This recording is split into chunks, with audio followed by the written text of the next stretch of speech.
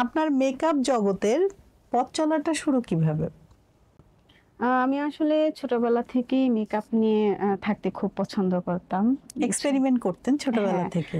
ছোটবেলা থেকেই যে একটু হয় না টুকিটাকি, মানে একেকজনের একেক রকম মন মানসিকতা। কেউ একটু খেলতে পছন্দ করে, কেউ একটু মেকআপ করতে পছন্দ করে, কেউ একটু পড়াশোনা বেশি করতে পছন্দ করে। তো আমার পড়াশোনার পাশাপাশি মানে মেকআপের প্রতি খুব লোভ ছিল।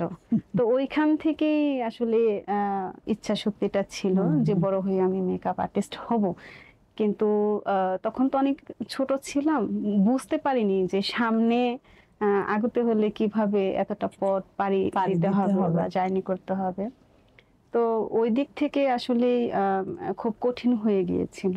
তো যে ফ্যামিলিতে আমার বিয়ে হয়ে যায়, আমার অনেক ছোট বয়সে বিয়ে হয়ে যায়, কিন্তু যে সময় আমার বিয়ে হয়ে যায় ওই সময়টাতে আসলে ওই ফ্যামিলি থেকে একজন মেকআপ আর্টিস্ট হয়ে ওঠা, বের হয়ে আসাটা মানে এটা অনেক ব্যাপার, অনেক ব্যাপার। কারণ আমার মানে আমি যে ফ্যামিলিতে আমার বিয়ে হয়েছে ওই ফ্যামিলিটা আসলে মোটামুটি ধার্মিক ফ্যামিলি, মানে নামাজি ফ্যামিলি। আমার শ্বশুর শাশুড়ি হজ করে এসেছেন, মানে দাদা শ্বশুর দাদি শাশুড়ি তারা হজ করে এসেছেন।